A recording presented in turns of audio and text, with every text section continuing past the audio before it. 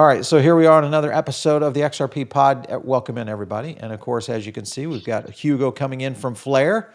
Great, and you're a highly requested guest on this show, Hugo. So thanks for coming in today. We appreciate it. Thank you for having me. Yeah, let's get into a little bit about Twice in obviously the short big succession. news yesterday, which has been going on, and that is the launch of FXRP and the whole evolution of where you guys have been building, and now we have F assets out there. Give me a little bit of, first of all, how did the launch go? What were you expecting out of it, and where do you think it goes from here? So the launch went really well. We've been planning it obviously for a very long time. Flair's been building it for five years at this point. We were fairly sure that the open audit would come off fine because we'd done so much work on it, and indeed it did, and that allowed us to launch basically immediately that open audit finished. So we still got a cap on the amount that can be minted at the moment. Right. We're raising those caps weekly, really because we want to be as safe and as sensible as we can be with effectively what is other people's money. Yeah. But the launch went really well. We hit the cap within 4 hours, which is the fastest that I understand that any XRP derived product has grown. Faster than any of the others that we've seen out there. So from my perspective, it was unbelievably exciting, the culmination of years of work. And it's amazing to have the team at Flare that we have that has been able to pull this off. So I'm delighted. Thank you. Just for those who are new and maybe new to understanding how non-smart contract assets work, that's kind of the combination, and I think the nature of what Flare was built for. And you guys have something on your website that I think everybody should read if you're brand new to XRP or other assets out there that are non-smart contract enabled. This is a very good explanation of what a F asset system is, turning non-smart contract enabled cryptocurrencies like XRP, Bitcoin, Doge into assets that can be used on DeFi. And you guys have probably started to play around on DeFi and understand how that works. When you kind of compare this to what is, because you guys, of course, kind of tout the whole idea of an over-collateralized approach, which is different than mostly wrapped tokens like a wrapped Bitcoin. Explain that a little bit further and why this is better.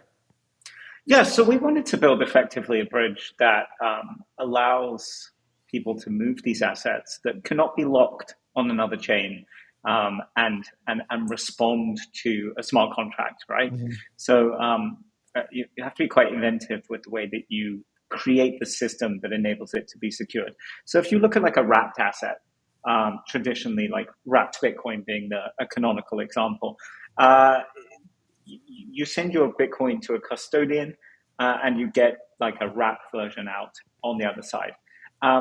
That's basically TradFi. Yeah. We wanted to build something. It's TradFi but unlicensed, right? Which Mm-hmm. is the bit that I don't like. We wanted to build something that was purely, a system. And we built the F assets, which has a very specific structure. We will be moving and we can discuss this when we get onto Flare's roadmap, but we will be moving something called F Assets V2, which it again retains the decentralization of the F assets. In fact, you could argue it's even more decentralized, but it won't require collateral in the same way. Okay. Because it'll be handled entirely by trusted execution environments. And we can cover that in a minute if that's of interest. But this particular system uses a system of agents who have put up 2.7 times, at least, the collateral in order to enable a minting. We also have something called a core vault to relieve some of the collateral requirements that can only be accessed by agents. So they can send XRP to that vault, and they can pull XRP back from that vault. And that Okay. allows them to effectively offload, especially in times of high volatility, some of that XRP position, so that they don't have to get liquidated against it. All right, so that brings up a lot of good points, and kind of back to the conservative nature you guys are taking. 5 million FXRP was the cap in the first week. What is the plan for rolling this out further? I know institutional. I was looking on your Twitter account. Institutional almost, I think, didn't even participate in this one. So this was all traditional XRP Yeah, we enthusiasts. were absolutely. We were shocked. I actually didn't think we would hit the cap like that quickly, but we did. So next week we'll put the cap up, I think, to 10 million XRP. The Okay. week after that to 20. The week after that to 35, then to 50, then to 70 million FXRP by around the 29th of October. So we intend to raise the caps quickly, but we just want to be, it's obviously been live on Songbird for a while, but a system takes a while to get working on a network. We just want to be really careful with the launch. So obviously, the concern, I think, when you look at DeFi in general, people would look at exploits. Flare, especially FXRP, has undergone several different audits. When you look at the challenges that kind of have hit the market, when in terms of bridge exploits specifically, are you confident about how you guys have built this that we won't see those kind of issues occur? One can never say never. That's just the Right. nature of the game. I mean, even blockchains themselves, even without bridges, they can stop operating. We saw that with Solana several times, and we've seen it with XRP once or twice. Um, so unfortunately, code is a messy business. That said, we have taken every possible precaution Yeah. and done everything by the book to the letter. We've had multiple audits. We're even going to have another audit of the F assets before we go unlimited cap, which is why we're raising the cap slowly. Yeah. We have uh, you know defensive capabilities with regards to hiring Hypernative to monitor not just the F assets, but all of Flare's DeFi ecosystem. They Mm. are a 24/7 AI driven exploit kind of finder. So they can notify you as soon as they see an exploit. That's good. And we've got an emergency button on the F assets, which is if we see an exploit, we can shut it down. And in fact, there was an exploit not in the F assets, but on one of the decentralized applications on Flare built by another party in the summer, and they notified us and those developers immediately. And in Hmm. fact, the exploit ended up being not just unprofitable for the person trying to do the exploit, but profitable for the protocol that was trying to be exploited. So, we don't just do audits, we don't just try to code well, we also have active um, management of the ecosystem through partners who work with us to keep the ecosystem secure. Yeah. Hugo, let's talk about. Good to hear this because I think that's something that we haven't seen in the market in general. I think you guys, your cautious nature, I think it is a credit to kind of how Flare has grown. So kudos to you guys on the approach. And that kind of goes into this next question, which is really about manipulation. We know that manipulation is occurring in the market.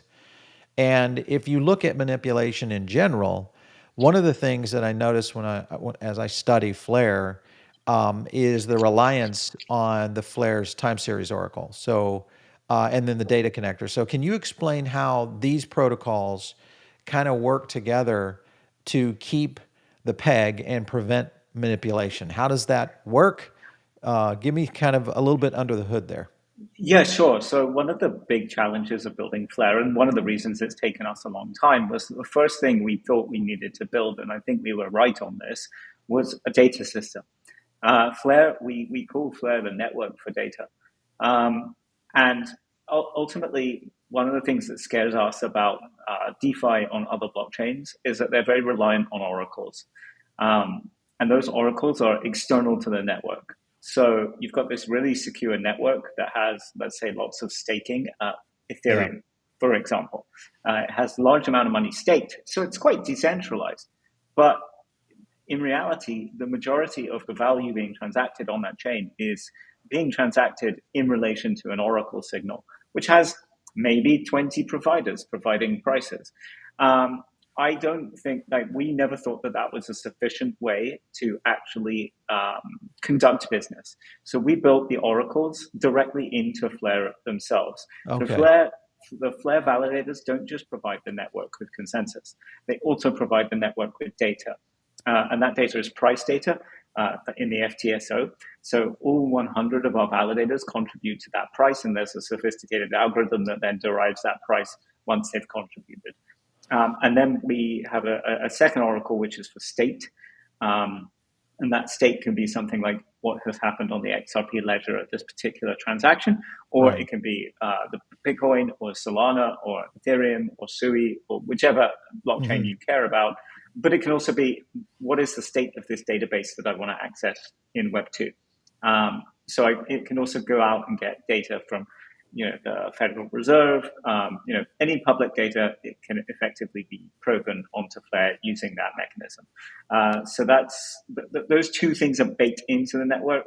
When you are staking to an entity that is participating in both validation, the usual consensus validation, but Right. also data provision.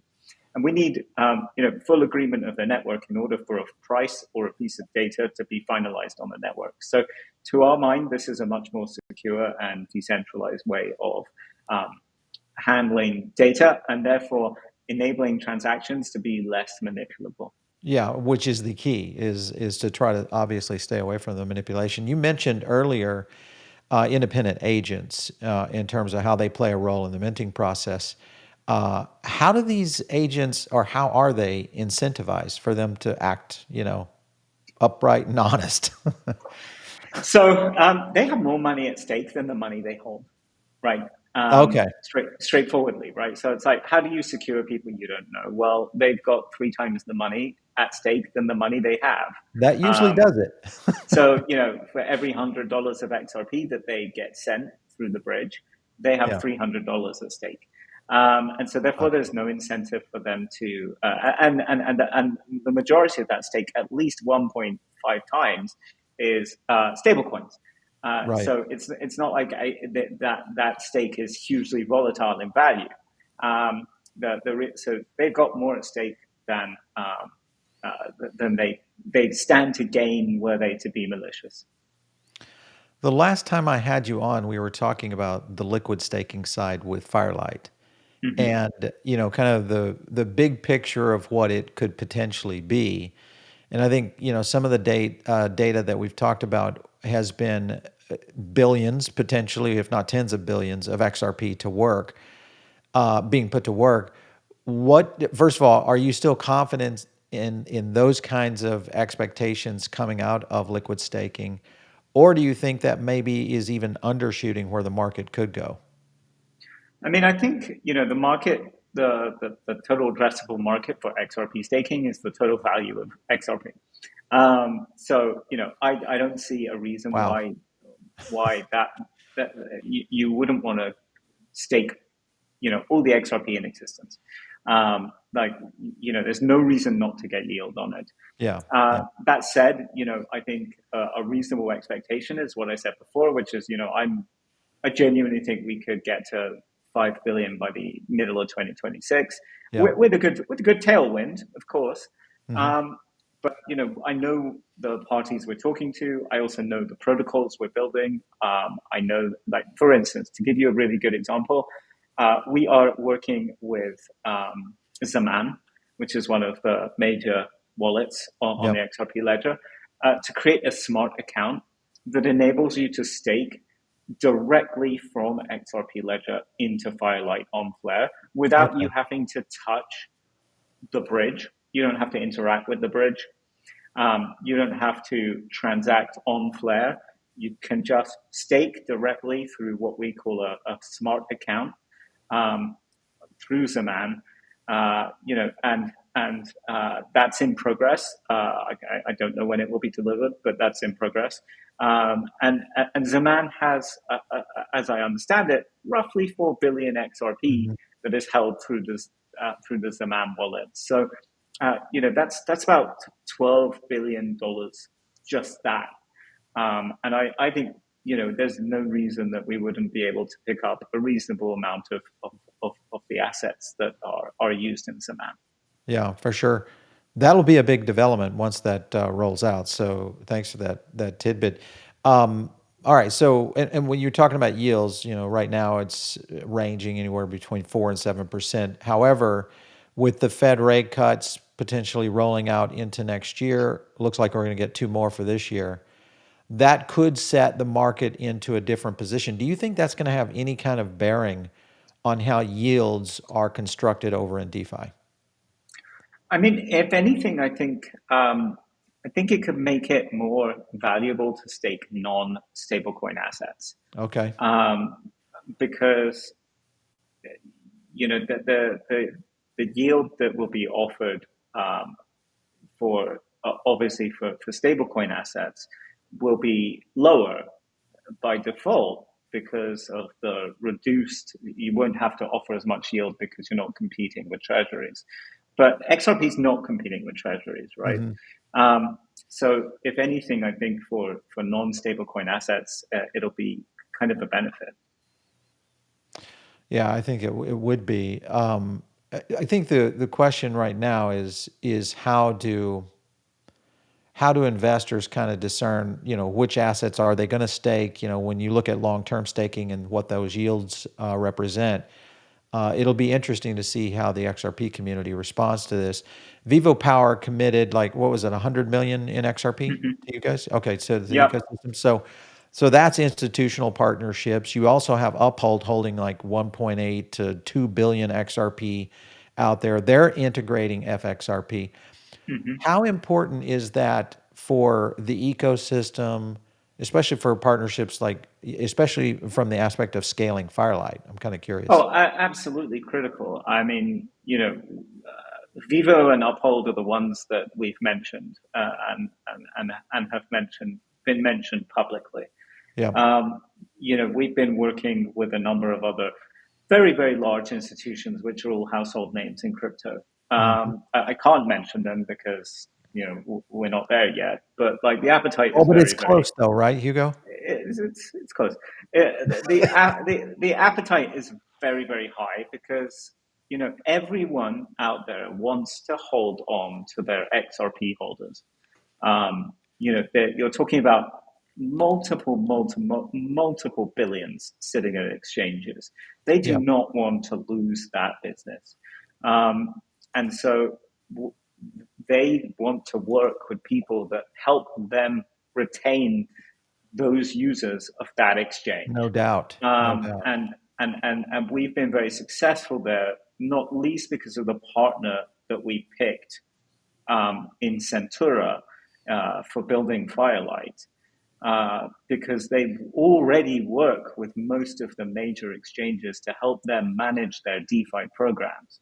And that was one of the key reasons we picked Centura to build Firelight. Yeah. This could be, I think, one of the milestone for the Ripple ecosystem in general. When you look at just the scale of this, you projected what you were saying around 5 billion XRP by mid 2026. That's about the same amount that Ripple holds in their hot wallet. In So their hot wallet, yes. yeah, about 5 billion. Um, So what would need to happen for that kind of adoption to take place? Well, we'd have to see real yields in Firelight. We'd have to see a really buzzing ecosystem on Yeah, Flare within DeFi for loans, the CDP, collateralized debt position, which allows you to create a stablecoin from XRP. Um, this allows you to mint effectively a dollar-based stablecoin collateralized by XRP. I think this is going to be huge because I think there's a lot of demand for it, and I love yeah, the idea of being able to buy buy RLUSD with a stable coin that you've minted from your XRP, or even borrow RLUSD, and then put that RLUSD to work to get yields, right? So, Enosis are building that CDP. They've just done a deal with Liquidity to do what's known as a friendly fork, an approved licensed fork of Liquidity v2, which is a major CDP protocol on Ethereum networks, L1 and L2s. So I'm really bullish on CDPs. I'm really bullish on, obviously, kinetic lending and neo lending protocols. I'm bullish on yield markets, and we also just had Flamix, which allows you to trade perps using any token on Flare as collateral. So, of course, being able to trade perps with your FXRP as collateral is quite an exciting thing. So I think as the amount of FXRP in the ecosystem increases, I think all of our DeFi protocols will benefit. And I think that then becomes very, synchronous, whereby the more capital there is in the system, the more capital it attracts. Yeah. Do you think that we could see, because XRP has, it's historically been seen as a, primary payment rail. Do you think we could see the combination of what you're doing with Firelight, FXRP, kind of changing the narrative toward XRP being a yield-bearing DeFi asset? In other words, just a shift in the Yeah. dynamic. I mean, I really hope so, right? Because that's really beneficial for XRP holders. Yeah. It means that more people want to hold the token, right? That's a really nice thing. And I think overall it could be beneficial for Ripple. I mean, if I'm sitting on the amount of XRP that Ripple is sitting on, I probably would like to be able to get yield on it. Exactly. Yeah. Why not? Especially if one day I'd like to do an IPO. Yeah, yes. We must bring that up, of course, which is, it's coming. I think it's just a matter of time. Obviously, okay, so we talked with the Axelar guys last week. They launched MXRP over in Seoul, and it's a similar yield generating plan. How does Flare's approach differentiate from someone like what Axelar is trying to do? Absolutely. So I think it's really important to distinguish between products that effectively are market-facing products, meaning, okay, so if you take Doppler or MXRP, Yep. Those are essentially vaults into which you put your XRP, and then effectively an asset manager who may or may not, and I think in both of those cases does not have a license, then manages your money in markets, both on-chain, I think in the case of MXRP, and off-chain in the case of Doppler. And I have a real huge issue with this from the fact that it's essentially TradFi, but without regulation. Yeah. And that bothers me a lot. The huge difference between that and Firelight is Firelight doesn't do anything other than what it can't do anything with the funds that you haven't agreed to at the moment that you put the funds in. So when you stake to Firelight, you are staking to what's known as an ESS. And the ESS might say, this ESS is insuring against an exploit on a particular pool on Ethereum in Aave. And that money sits there and earns yield from that pool until you either ask for it back, or the insurance term expires, Right. or there's an exploit and Okay. Aave calls for the funds. This is like hugely defined, and there's no ability for Firelight team to take the money out of the pool and play with it in DeFi. It's just it's programmatically not allowed. And this is a categorical difference between something like Doppler and MXRP, which are effectively hedge funds that you deposit your money into, that that can on any given day do whatever they want with that money. And Firelight, which is a protocol that offers economic returns. Yeah, and I think the key here, when you look at the variations, I'm showing the Firelight website right there. If you guys want to learn a little bit more about it, just jump over there because it's enlightening. We got to get the Firelight team on. Actually, that's what we got Absolutely. to do. We got to bring And, and, Firelight. and to be clear, there will be products like Doppler and MXRP on Yeah. Flare. These are called vaults, right? This is a standard thing in DeFi across all of the chains now. Mm-hmm. And vaults have what's known as a risk manager, essentially, a person that takes the exposure on your behalf. And those vaults can do things on chain in the DeFi ecosystem that they're on. They can bridge to another chain using a bridge like layer 0 and go and exploit yield somewhere else. And ultimately, these are strategies that exist. But I think it's really important that people are very, very clear about what this is. So it's not fair to say that something is staking when when you're actually investing in a hedge fund. Now, I don't have an issue with vaults. I just have an issue with the way they are portrayed. And there will be vaults on Flare. We are working with some of the biggest risk curators in the industry. Mm-hmm.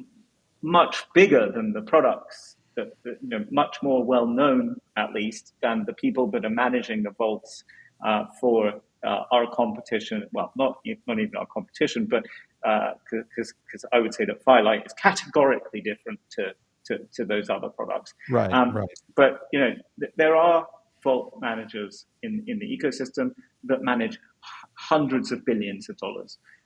Neither of those vault managers are managing MXRP nor Doppler.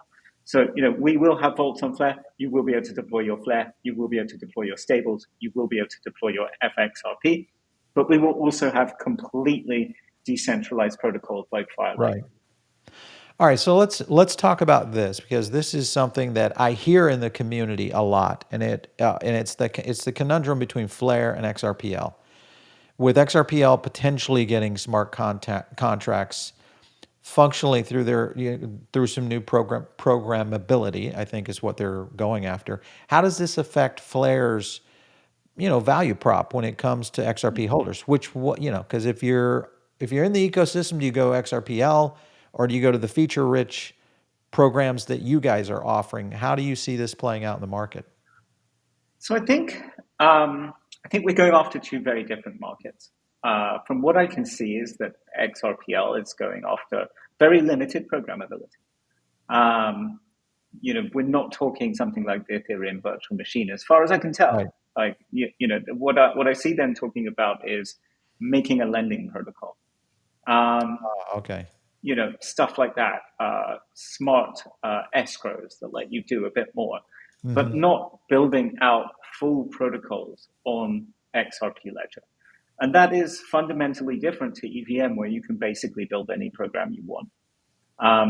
And everything is atomic and composable. Right. And that's just a very different offering. So I don't see the two things as Just two different completely. as Yeah. equivalent. I'd also caution that I do worry about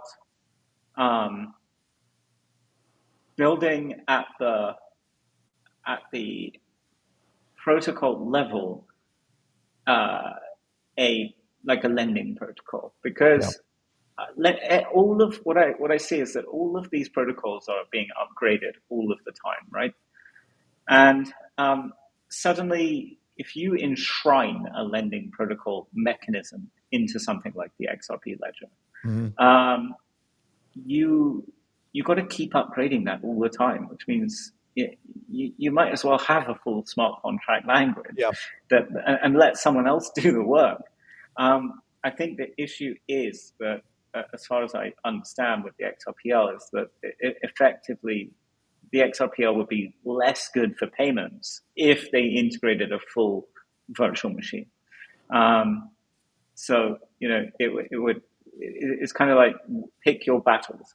Yeah. Yeah. Well, I think that, yeah, exactly. Pick your battles. Okay, so you're talking about lending here, and if you look at the boutique houses that are out there lending on Bitcoin, Ethereum right now, they are growing very quickly, and lending, borrow lend is exploding. We've seen this be a huge uptick with the current market as it is right now.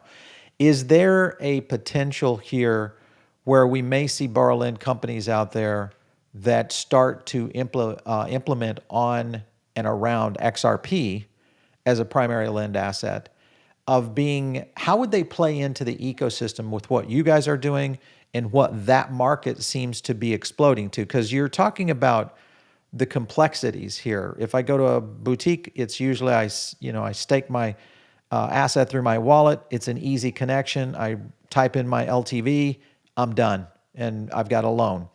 Mm-hmm. If I go the route of some of the more complicated models, the complexity of that is a little different.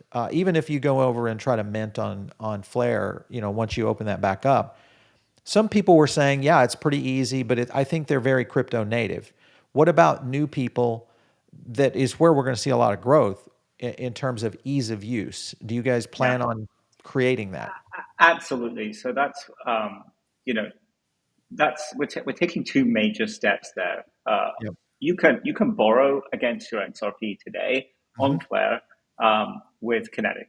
There is a lending pool on Kinetic, which is the core lending app on Flare at the moment, um, that that allows you to borrow against your XRP. So you can do that today. With regards to ease of use, that's why we want to work with Zaman in order to make smart accounts. Now, do I know if we're going to be able to get to lending with them? I'd be surprised that that happens in the short term. Maybe Okay. in the maybe in the very long term. I don't know. But the other thing we've been building is obviously we've worked very strongly with Bifrost Wallet, who integrate a lot of the XRP features directly into the wallet. So it's really easy to mint your FXRP, for example.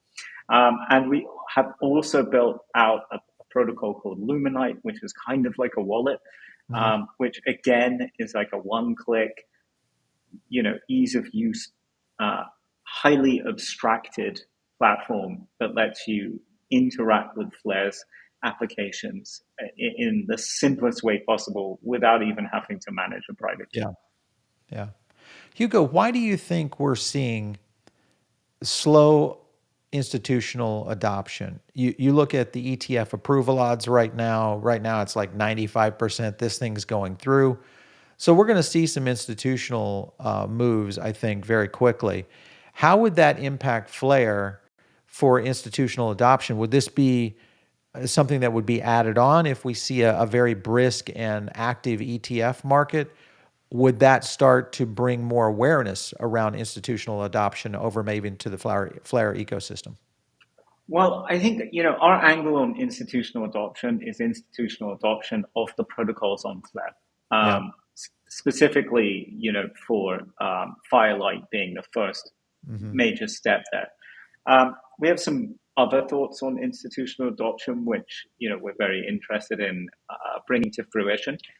Can't detail them too strongly, but do I see an ETF in Flare's future? Yes, but in the far future. Okay. Um, you know, do am I genuinely that interested in ETFs? I'm not sure because I think I kind of have the thesis that actually ultimately money will end up being on chain rather On than chain. Yeah. on a TradFi centralized exchange. Well, I I think as like you get more that's where I want to people, get to. yeah, and I think as you get more people, I think it's a demographic thing right now Yeah, because you've got people who have been indoctrinated into the traditional finance system for the last 30 years. They pretty sure. much control all the money. Let's just say it. That's the boomers and the Gen X. You have very few people like me in the Gen X community that are advancing heavily into blockchain, Hmm. that are willing to deploy capital and do it at scale. Then you have this next evolution of investors that are much more active and definitely more willing to be on blockchains. So I think the future is definitely in that. Do you think that is a 5-year window? a 10-year window? What do you think the time frame might look like? Honestly, I think it depends on what happens with our governments and with our civilization. Yeah, This gets a bit heavy, but I think it really depends if there's money for retirement when those Gen Xers start retiring. We know that the liabilities are unfunded. yeah, Um, so kind of, I've always seen crypto as a little bit of like a hedge against catastrophe at the civilizational level. totally. My belief is that this process speeds up very rapidly. And actually, crypto becomes much more mainstream than we think it will be, even today. I mean, if you look at people like Robinhood, buying, who was it? Bitstamp. Yeah. I think that they're an early leader in where this is going to go. I actually think I think the rejoicing around ETFs is hilarious because I think in 5 years ETFs will be irrelevant. Interesting. Wow. Big, bold prediction there. Speaking of bold predictions, let's talk about the roadmap for Flare Mm-hmm. and what you guys are doing. Beyond XRP, you look at F assets for other platforms out there. Obviously, you're doing Bitcoin, Dogecoin. What's the timeline for those kind of launches, and what do you think is going to come first? So we're very heavily focused on XRP at the moment because we want to build that ecosystem out really well. We want to put all of Mhm. our attention, our business attention, into building out that XRP ecosystem on Flare. It's always been our core. Of course, we're going to spread out from that, but you should never forget what your core is, and Yeah. you've always got to make sure that core is as strong as possible. So that's our goal for let's say the next 6 months from a business Okay. perspective is All to right. really, really, really go heavy on the XRP, XRP fight. That said, there's a different side, which is the technical perspective. And we have a long, long roadmap there. And that's where we talk about integrating Bitcoin and other assets like Dogecoin. That in order for those assets to be integrated, we have to have something called protocol managed wallets, which enables us to then have something that we call F assets V2. Mm-hmm. Protocol managed wallets are incredibly cool. They exist within a set of trusted execution environment chips, and they allow for an address on another chain like XRP Ledger, like Yeah. Bitcoin, to be controlled by a smart contract on Flare. Ah. Um, and once those exist, suddenly you can make a transaction on Flare and it directly have an impact on another chain. Yeah, that's Um, huge. and that's how we'll bridge those assets to Flare, but we can also do so much more. For instance, I have a lending protocol where I put in one asset on Flare and Mm-hmm. I get stables on another chain. Exactly. Yeah. Um, you know, because the smart contract can control an address on another chain, suddenly Flare becomes this coordinator for a huge amount of business across chains. And that's really just our first step with trusted execution environments. We're also going to be using them to allow people to build protocols that are a hybrid of very, very advanced software and smart contracts. So let me try to give you an example. Today you have Doppler and MXRP, Mm-hmm. which are vault protocols. Yep. You put your XRP in, but there's the manager does whatever they want. I have a concept that if I put my money into a vault, I should be able to put my money into a vault with a risk level. Let's say I have 5 risk levels, one being the lowest, 5 being the most risky. And there's 5 vaults, vault with risk level 1 through risk level 5. And I pick, let's say, risk level 3, and I have an expected return that year of 40%, but I also have a much higher chance of loss than Yeah. if I had picked vault 1. Now, the key here is I can't enforce using smart contract code, I can't put in a sophisticated machine learning risk management model on a blockchain. There isn't the compute available for this. Whereas a trusted execution environment allows my smart contract to have a manager that says, I want to make these 5 trades. Please score these for risk. Okay. And the risk model says, yes, this fits within the risk parameters of the vault. Yes, you can make these trades. And it gives that manager the ability to authorize those transactions. It effectively automates the process as opposed to you having to trust that the manager is going to do what they say they're going to do. Is there a potential there that AI would eventually get involved in this? I mean, I prefer it from a user perspective of effectively using machine learning to improve the security and compliance of the vault. Because AI can be run anywhere, right? You can run an AI on your laptop, you can run it in a server. But what I'm talking about here, and of course AI can do this, you could have an AI money manager. The problem I have with pure AI money managers is I think they can eventually be front run by other AIs and by smart people with smart algorithms. Whereas I think because they become, unless they're very adaptive, and that's very hard to achieve, they will become quite predictable in their actions. So I think, the manager can run whatever models they want and, do whatever they want off the money. But the important thing is when I put my money into a vault that says it's risk level 3, that I'm getting risk level 3. And for that, I need to have compute capabilities that are attached to the chain that are very sophisticated and not possible to do on chain. And this is kind of part of our roadmap. Of course, there's 100 things you could build within that compute layer, not just risk management, but AI, lots of different types of models, games. The sky's the limit, really, when you have indefinite, large amounts of compute that is private. So, the key here is that it's private. So no one, not even the person that controls the chip, can actually see what's happening inside. And that's why the risk model would work, right? Because if I have a risk model that is not in a trusted execution environment, then the people that are controlling that server can steal the trades of the manager. And they can see the incoming trade and they can go, that's a good idea, I'll do that. Whereas in this case, the manager would submit it to this private layer where we and the people that run it cannot see what is happening.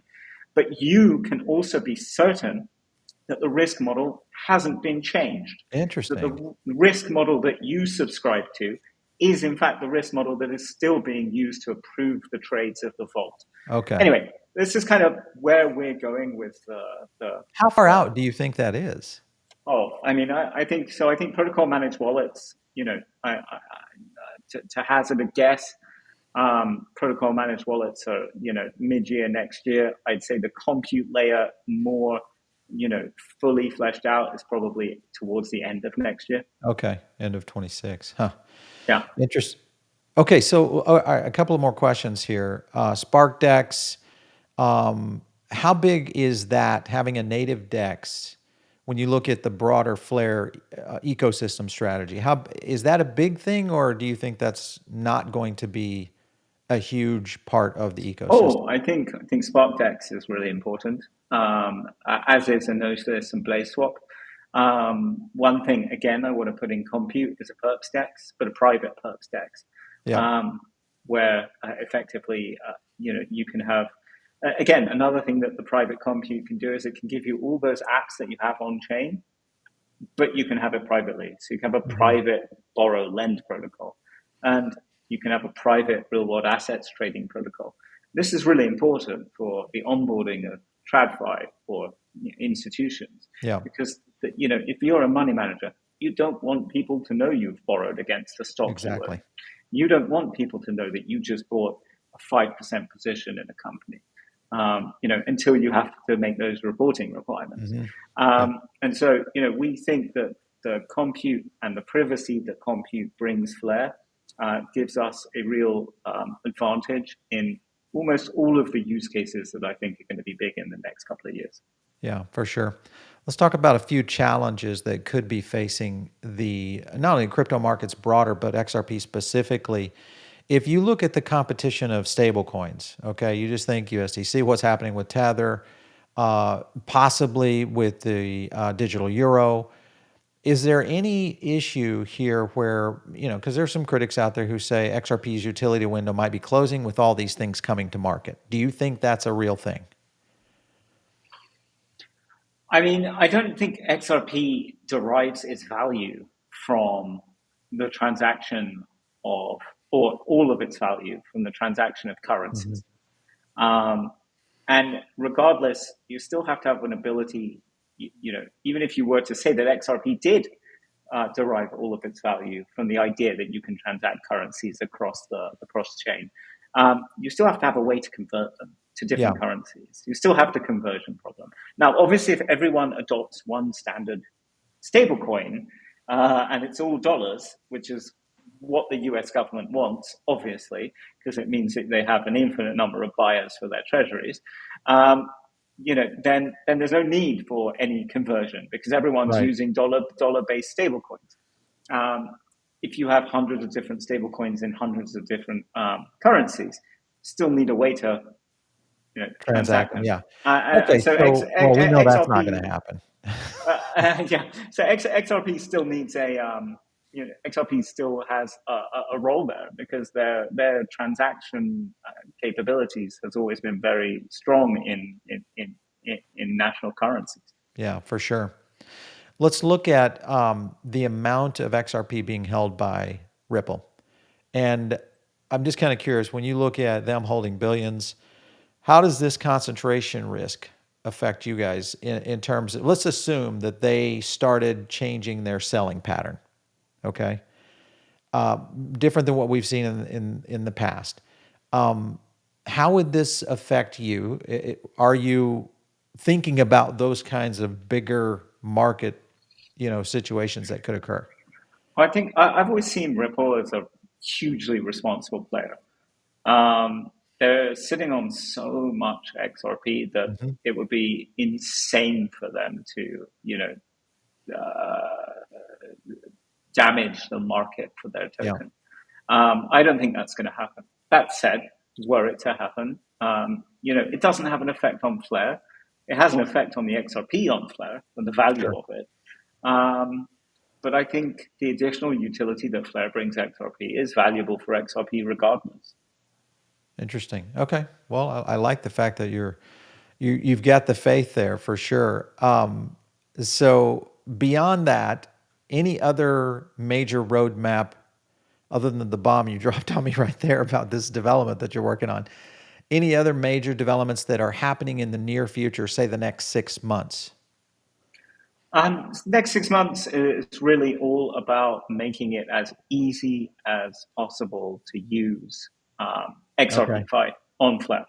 And so there's like lots of things we're building. They're not massive technical feats, but things like the smart accounts with Zaman that we're building. Yeah. These are all key things. We obviously are in the process of building protocol managed wallets, which is the mechanism that by which we will bridge all these other tokens onto Flare, and the mechanism by which smart contracts will be able to basically make transactions on other chains. Right. That's in process. It's quite far along, but we're going to be launching that on Songbird. It's going to be going through many audits. We have to find the right auditors because trusted execution environments are not things that are traditionally audited in crypto. So we've got to we have already found really highly specialized auditors for that. So these are the technical challenges that lay ahead. Which is why I said, I got up this morning and responded to a few of the messages I had congratulating me on launching FXRP. With it's great to have launched. Now there's an endless amount of things to get on with. Yeah, for sure. Another question I get a lot is around projects like Stellar, which Mm-hmm. is more, more payment focused, targeting similar use cases to what we've seen here. How would you maintain relevance if we were to see a market shift towards an alternative settlement layer, like what we've seen with XLM? How would I? Well, I mean, that would imply that XRP would fall very dramatically in value, right? Yeah. Um, I mean, again, Stellar's a lot smaller than XRP and Hmm. has always been a lot smaller than XRP. Like, I'm a believer that XRP will continue to be a very highly rated asset. That said, we aren't we are going to bring in other assets Yeah. like Bitcoin, like Dogecoin, and Hmm. eventually XLM. I know there's a desire for people in the XLM community to be able to stake into Firelight. I see Flare as a playing field for uh, all of these assets. In fact, I think the more assets we bring to Flare, the more interesting it is for all of those asset Hmm. holders because they're able to suddenly trade their XLM for XRP or their Bitcoin for XRP or XRP for Bitcoin, whichever they want to do, they can do Yeah. that directly on Flare, and they can Yeah. borrow Bitcoin with XRP. I mean, where else can you borrow Bitcoin with XRP? That's right. Where can you? By bringing in multiple assets, not only do we avoid the concentration risk of focusing only on one asset, but we actually bring further utility to all the assets because suddenly they're able to just transact with each other.